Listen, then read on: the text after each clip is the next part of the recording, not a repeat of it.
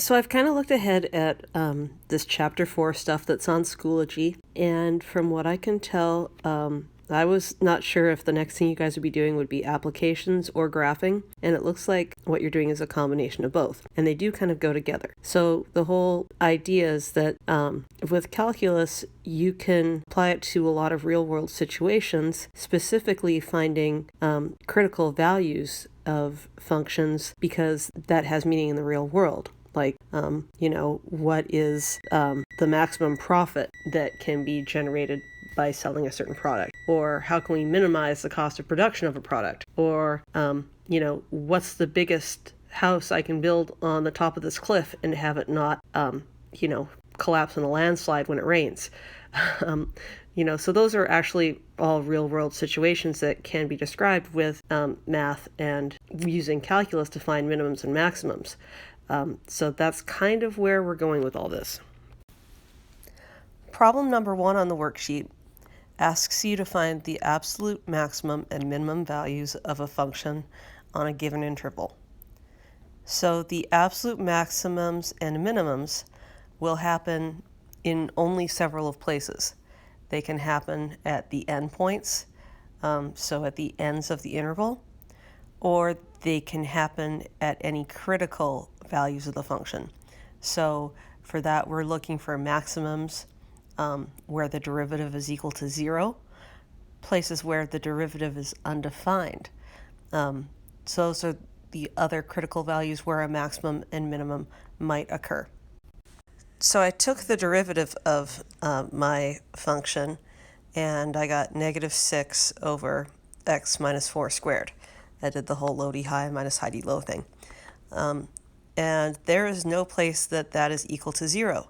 So I have no local maximum or minimum for the function. There's no place where the derivative is equal to 0. That means that the only critical points are going to happen when x is equal to -1 or when x is equal to 3. So the only thing I have left to do is to plug in -1 into the function, and I get -1/5. I plug in 3 to the function, I get -5. So that means that my maximum must be -1/5, and my minimum must be -5. And I neglected to mention this before, but what I'm doing on this worksheet is making problems just like the problems on the worksheet, so that you can see what I'm doing, but then go ahead and do your own work when you're doing the problems. So on to problem number 2, which asks us to find any critical points and any extreme values of a function. So I put together a different polynomial, not sure how it's going to work out yet, but the idea is going to be the same. We're going to take the derivative of it, we're going to set the derivative equal to 0, and those are going to be our maximums and minimums, and then we're going to take those x values, plug them back into the original function, and find out the value of the maximums and minimums and any critical points. So when I set the derivative equal to 0 and solve the resulting equation, I get x is equal to 0, and x is equal to plus and minus root 3. But I still don't know what the minimums and maximums and extreme values are, because now what I have to do is plug these x values into the original function and find out what my outputs are. So now plugging into my original function, when I plug in 0, I get 0. When I plug in root 3 into the function, I end up getting, well, you see me doing all this stuff here, but I end up getting approximately -4.16. And when I plug in negative root 3, I end up getting positive 4.16. And so my critical values, or my critical points, are 0, 0,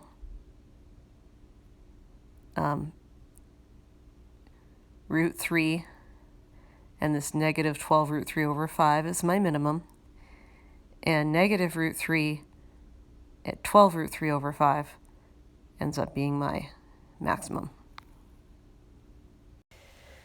All right, so the third problem on that first page is to find the critical points of a trig function over the interval 0 to 2 pi. So I tried messing around with some different ones, and it was hard to find one that would cooperate. So finally I found one. So I've just got sine x plus cos x. And again, we'll take the derivative.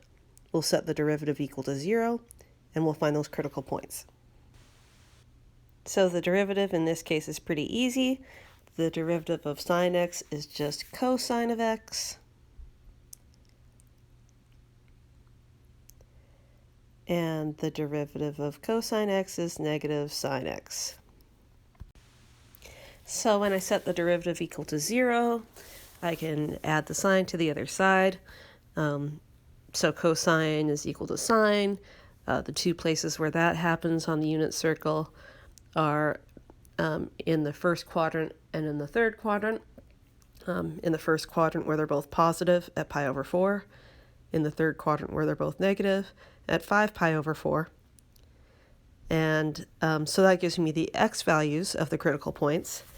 The y values of the critical points at pi over 4. We get root 2 over 2 for sine and root 2 over 2 for cosine. Altogether, that's just root 2. And at 5 pi over 4, sine and cosine are both negative, so it's negative root 2 over 2 plus negative root 2 over 2. So then we have a maximum value at pi over 4 root 2 and a minimum value at 5 pi over 4 negative root 2. And those are the critical points for the function sine x plus cos x from 0 to 2 pi. So that's it for the first page of this worksheet. I will create a video for the second page of that worksheet shortly.